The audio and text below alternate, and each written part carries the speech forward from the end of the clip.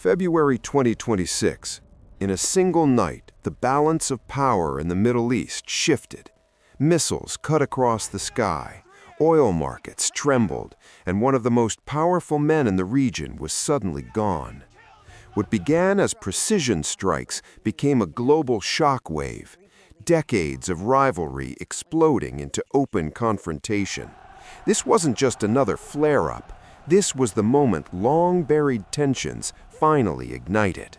To understand how the world reached that night in 2026, you have to go back nearly half a century. In 1979, Iran was transformed by revolution. The monarchy of the Shah collapsed, replaced by the Islamic Republic under Ayatollah Khamenei. It wasn't just a change of leadership, it was a complete realignment of ideology and power. Iran rejected Western influence, particularly that of the United States, once its closest ally, and it positioned itself in direct opposition to Israel, which it viewed not simply as a rival state, but as a symbol of foreign presence in the region. From that moment forward, the fault lines were drawn. The hostage crisis that followed, 444 days with American diplomats held in Tehran, scarred relations between Washington and Tehran for generations. Sanctions became a tool of pressure. Rhetoric hardened. Every negotiation carried the weight of distrust. Then came the nuclear question. Iran insisted its program was for civilian energy. The United States and Israel feared something far more dangerous. The 2015 nuclear agreement briefly eased tensions, placing limits on Iran's capabilities. But when the United States withdrew from the deal in 2018, the fragile balance began to erode. Sanctions intensified, enrichment resumed, suspicion deepened. Meanwhile, Iran and Israel were already engaged in a shadow war.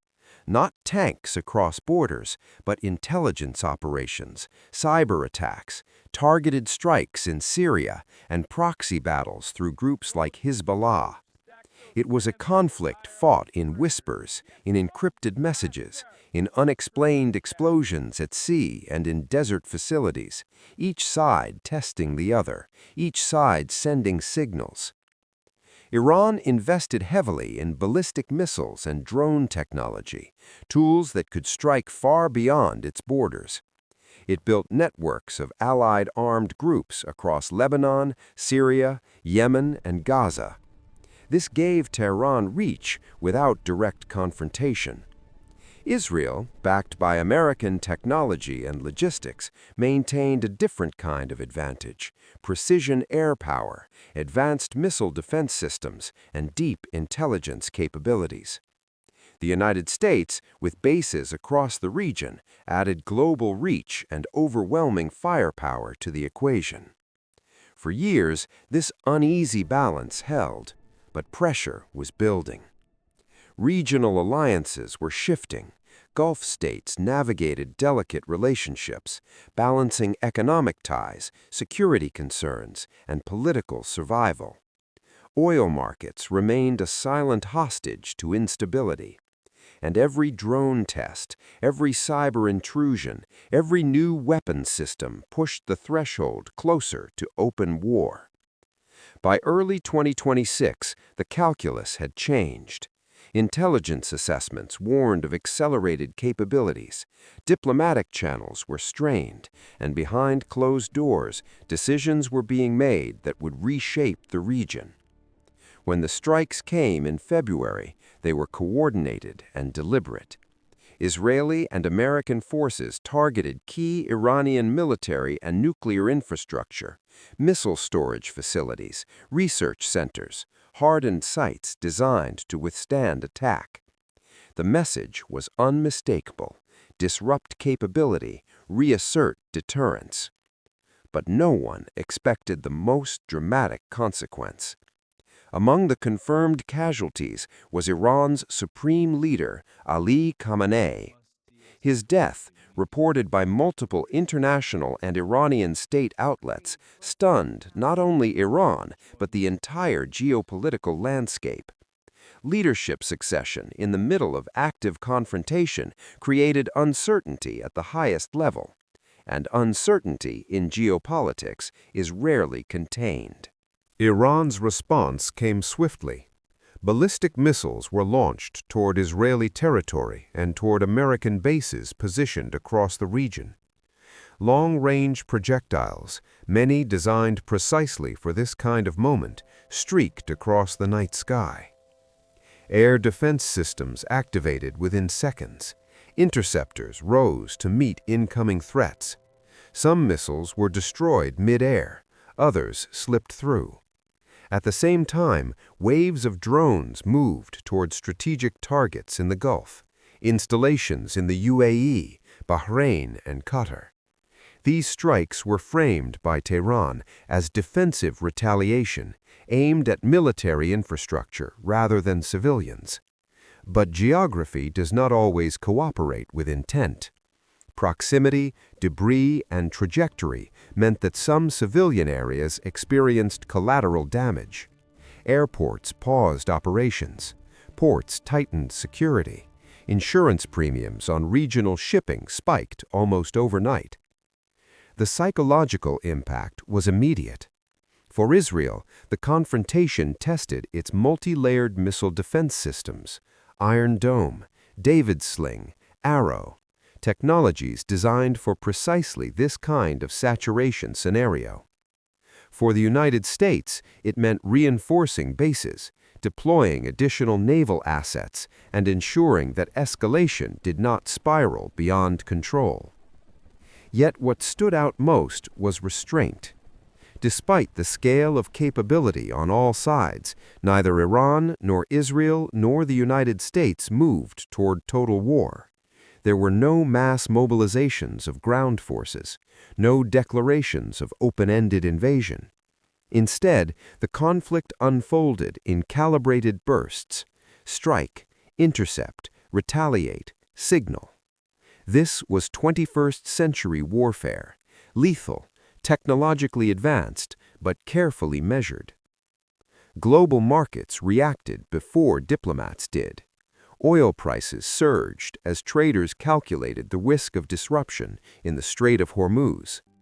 Even the possibility of a prolonged blockade sent shockwaves through energy-dependent economies. Stock exchanges fluctuated. Governments issued statements urging de-escalation. The United Nations called for an immediate ceasefire. European leaders pressed for back-channel communication. Russia and China, both with strategic interests in the region, advocated containment while carefully watching how power dynamics might shift. Meanwhile, inside Iran, the death of the supreme leader created a profound political moment. Succession in the Islamic Republic is not merely ceremonial. It defines ideological direction, military posture, and negotiation strategy. Would a new leader pursue intensified resistance or recalibration? Inside Israel, the strikes reinforced a long-standing doctrine: prevent adversaries from achieving strategic superiority. Yet leaders also understood the cost of overreach. A regional conflagration could stretch defenses, disrupt civilian life, and isolate allies. And for the United States, the challenge was balancing deterrence with diplomacy. Protect allies, maintain regional stability, avoid a prolonged ground war. Every decision carried consequences not only for the Middle East, but for global credibility. As weeks passed, the conflict settled into a tense equilibrium. Targeted operations continued, often through proxy groups and cyber campaigns. Infrastructure was repaired almost as quickly as it was damaged. Intelligence agencies worked relentlessly to anticipate the next move. But beneath the surface, the larger question remained unresolved. Had deterrence been restored or merely postponed? As the immediate shock waves settled, Analysts around the world began asking a deeper question: who, if anyone, held the strategic advantage? On paper, the United States and Israel maintained technological superiority. Their precision strike capabilities demonstrated reach and accuracy. Their missile defense systems intercepted large portions of incoming threats.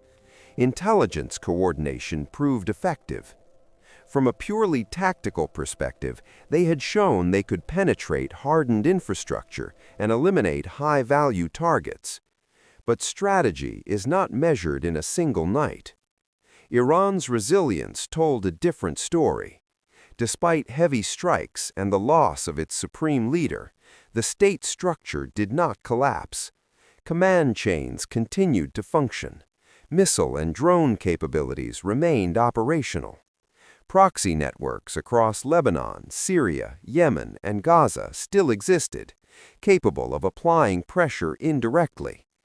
Tehran demonstrated that it could absorb punishment and still retaliate. That balance, technological edge versus strategic endurance, defined the conflict's uncertain outcome. Humanitarian consequences added another layer of complexity. Civilian neighborhoods in parts of Israel and surrounding Gulf regions experienced damage from falling debris and drone impacts. Families sought shelter as sirens echoed through cities. In Iran, infrastructure repairs began almost immediately, but disruptions to electricity and transportation created temporary hardship. Even limited warfare leaves marks that statistics cannot fully capture. Economically, the tremors were global. Energy markets remained volatile for weeks. Nations far removed from the Middle East felt the ripple effects in fuel prices and supply chains. Insurance costs for maritime shipping rose sharply. Investors watched every diplomatic statement for signs of either escalation or relief. And diplomacy did not disappear. Quiet negotiations unfolded behind closed doors. Regional powers sought assurances that the conflict would not spill across their borders.